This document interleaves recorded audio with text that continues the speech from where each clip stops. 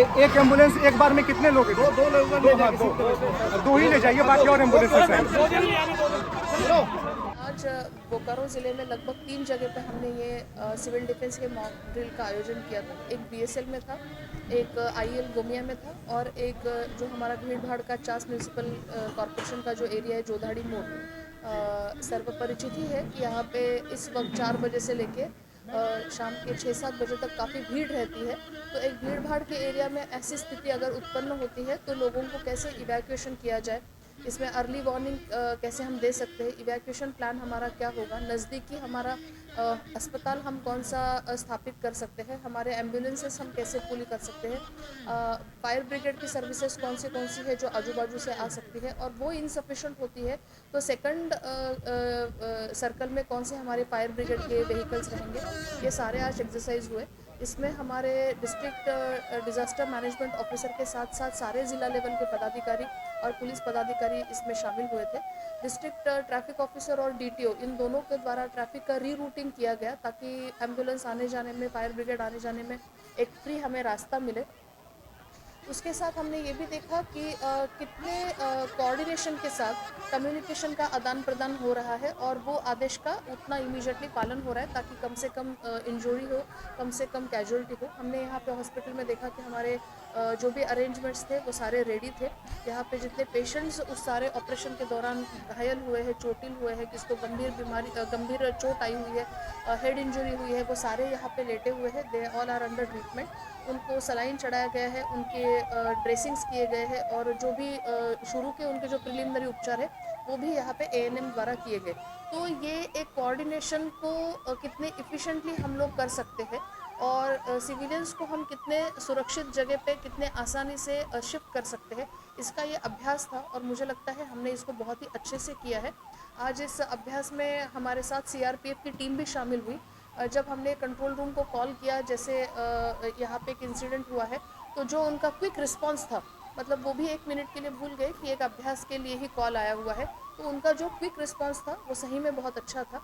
आज यहाँ पे एनसीसी के भी कैडेट्स हैं, वॉलंटियर्स हमारे साथ हैं, सीआरपीएफ के ऑफिसर्स हैं, म्यूनसिपल कॉरपोरेशन, हमारे ज़िला लेवल के पदाधिकारी, सभी वरीय पदाधिकारीगण, एएनएम्स, सदर अस्पताल की टीम, जिस जगह पे हम लोग बैठे हुए हैं उस हाई स्कूल के सारे स्टाफ, इन सारे लोगों द्वारा, फायर सर्विसेज, एम्बुलेंस सर्विसेज, इन सारे लोगों द्वारा आज एक बहुत ही कोऑर्डिनेटेड और वेल प्लान्ड वे में आज का इस अभ्यास को हमने कंप्लीट कर दिया है।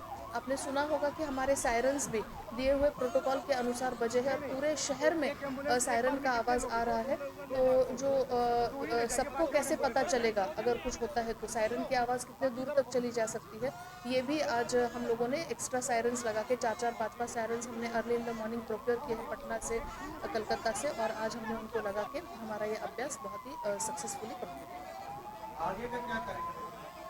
आगे जैसे अभी भारत सरकार, गवर्नमेंट ऑफ इंडिया के होम डिपार्टमेंट से ये प्राप्त निर्देशानुसार आज का ये कार्यक्रम आप जानते हैं भारत के बहुत सारे ज़िलों में और बहुत सारे जगह पे हो रहा है। तो जैसे उनसे फर्दर इंस्ट्रक्शंस होगा, हम लोग, हमारे कुछ शॉर्टकमिंग्स होंगे शायद वो डिस्कस होंगे और किसको हम बेहतर कर सकते हैं या कहाँ कोई लैगिंग अगर एक आध चेन रही तो उसको हम कैसे इम्प्रूव कर सकते हैं, मुझे लगता है इसका एक एक्सरसाइज हो। 6 बजे से लेकर 7 बजे तक हमारी जितने भी इलेक्ट्रिसिटी सप्लाई होगा वो सब हमारा बंद हो रहा है। एयर स्ट्राइक अगर होता है तो आप जनरली देखते होंगे, कल जैसे कि पाकिस्तान के ऊपर एयर स्ट्राइक हो रहा है तो सब जगह पे कंप्लीट अंधेरा है और रात में मिसाइल्स आ रहे हैं या फिर हवाई हमला हो रहा है, तो संपूर्ण जगह पे वो ऐसे सिविलियन का एरिया खोजते हैं जहाँ पे ये एयर स्ट्राइक करने के लिए, मतलब डैमेज जहाँ ज़्यादा से ज़्यादा हो सके, यही हमारे एनिमी साइड का मेन उद्देश्य होता है। तो हम एयर ब्लैकआउट का मुख्य उद्देश्य ये होता है कि हम ये कहीं पे भी भनक ना लगने दें कि यहाँ पे लोग रहते हैं। तो 6 बजे सभी लोगों के लाइट बंद हो जाने के बाद अगर आपके पास छोटा मोटा भी लाइट शुरू है तो आपको तुरंत कैसे खिड़कियाँ दरवाजे बंद करने हैं। बाहर ये रोशनी नहीं दिखनी चाहिए कि यहाँ पे कोई लोग है या यहाँ पे कोई बस्ती है या ये कोई हैबिटेशन है, जिससे उन लोगों को, मतलब एनिमी पार्टी को फ़ायदा हो, ये उसका मुख्य उद्देश्य है। तो ये भी एक एकीकृत सभी सिविलियन का पार्टिसिपेशन में बहुत ज़रूरी है। तो 6 से 7 बजे तक ये हमारा ब्लैकआउट का प्रोग्राम रहेगा और जब ये सारा प्रोग्राम ख़त्म होगा तो भी दिए गए प्रोटोकॉल के अनुसार ही सायरन बजेगा। उसके बाद ये एक्सरसाइज प्रॉपरली क्लोज हुआ ये उसमें पता चलेगा।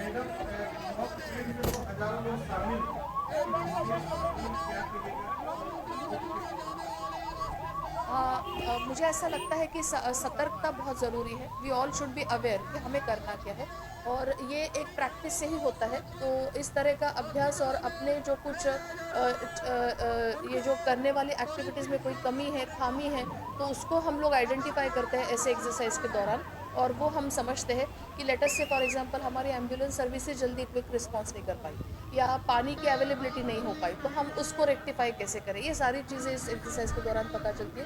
तो मेरी आम जनों से, खास करके सारे बच्चों से, कॉलेज गोइंग बच्चे, स्कूल गोइंग बच्चों से अपील होगी कि हम लोग सब लोग कोऑर्डिनेटेड वे में काम करें, सब लोग सुरक्षित रहें, सावधानी बरतें, सजग रहें, और इस चीज़ों को समझते हुए अभ्यासपूर्ण तरीके से हम इसको आराम से टैकल कर सकते हैं। कल से ही आप देख रहे होंगे कि हम लोगों ने अच्छा सा कम्युनिकेशन आईसी किया था लोगों के साथ कि इसमें ना ही डरने की कोई बात है, ना ही ऐसी कोई चीज़ है। ये एक प्रैक्टिस सेशन हो रहा है, और आप लोग इसको सही में, मतलब कोई एक फन नहीं बल्कि एक सीरियस उसको वे में लेते हुए सबका इसमें पार्टिसिपेशन बहुत ज़रूरी है। तो कोई डर और भय वाला माहौल तो, या फिर किसी का इस तरह से कोई पैनिक कॉल आया, इस तरह से तो कोई घटना हम लोगों को निदर्शन में नहीं प्राप्त हुई। और हम मीडिया के भी बहुत आभारी है। आप लोगों ने बहुत ही कम समय में जितना भी हमें आईसी का मटेरियल या जो भी प्रोटोकॉल प्रेजेंटेशंस या छोटे छोटे स्मॉल वीडियोस जो आए, वो आपके द्वारा सभी ग्रुप्स पे बहुत ही स्मूथली सर्कुलेट हुए।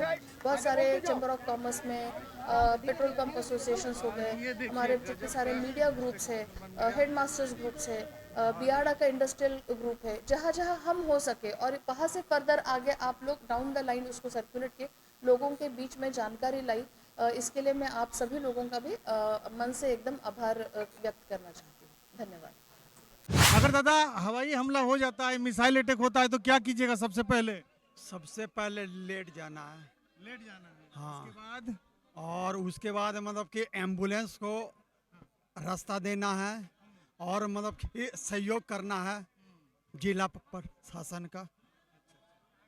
तो ये समझ सकते हैं कि जितने ये मैंने कई बार कहा कि हजारों लोग इस मॉक ड्रिल का हिस्सा बन रहे हैं। आपका क्या नाम हुआ दादा? सपन शर्मा। क्या कहना चाहिएगा जो लेट जाएंगे उसके पहलगाम अटैक को बदला लिया हमारे भारत के सेनाओं ने, कि उसको किस हिसाब से आप देख रहे हैं? तब जो किया सेना ने अच्छा किया ना? हाँ, सेना ने जो किया वो अच्छा किया। सेना ने जो किया अच्छा, लेकिन जो वहाँ हुआ हमला वो गलत हुआ है। वो हमला गलत हुआ। हाँ, यानी एक शब्द में कह सकते हैं कि ये लड़ाई सिर्फ सेना नहीं लड़ रही है, पूरे भारत के एक एक वासी लड़ रहा है। मैं ये पूरा भारत लड़ रहा है। ये देख सकते हैं कि जोधाटी मोड़ से ये एक्सक्लूसिव वीडियो हम दिखा रहे हैं, जहां पे एक तरफ पुलिस प्रशासन के द्वारा मॉक ड्रिल कार्यक्रम को दिखाया जा रहा है, और तमाम जिला प्रशासन की टीम यहाँ पे पहुंची हुई है। की नाम लो तोर? हृदय लाल दास। हृदय लाल, कहाँ कर लो? महोदा। महोदा, यहाँ की हो एटा मॉक ड्रिल हो रहा है। भारत पाकिस्तान के जो लड़ाई चल रहा है, ओकरे में जो एयर अटैक जो होते, ओकरे में सुरक्षित बाँचे के उपाय बताई रहा है। मान ली यदि मिसाइल अटैक हो गए भारत पर, तो किसान पहले की करबे? पहले सूझ जाना है, सुरक्षित जाना में छिप जाना है। और छिप के आने जैसे रहना है जब तक ऐसे प्रशासन के सायरन बादल के बादल। यानी समझ सकते हैं कि एक एक व्यक्ति को ये बताया जा रहा है, और लोग समझ भी रहे हैं प्रशासन की टीम के द्वारा यहाँ पे मॉक ड्रिल कार्यक्रम जो दिखाया जा रहा है। तो ये देख सकते हैं हमले के बाद यहाँ पे एम्बुलेंस पहुँच चुकी है, और किस तरह जिला प्रशासन ने मॉक ड्रिल के माध्यम से ये दिखाने का प्रयास किया है कि चारों तरफ ये फोर्स जो है कि घेराबंदी करके रखे हुए हैं, और पूरी तरह सुरक्षित तरीके से एम्बुलेंस को अस्पताल तक जाने के लिए रास्ता बनाने की कोशिश कर रहे हैं, जाने के लिए रास्ता दे रहे हैं।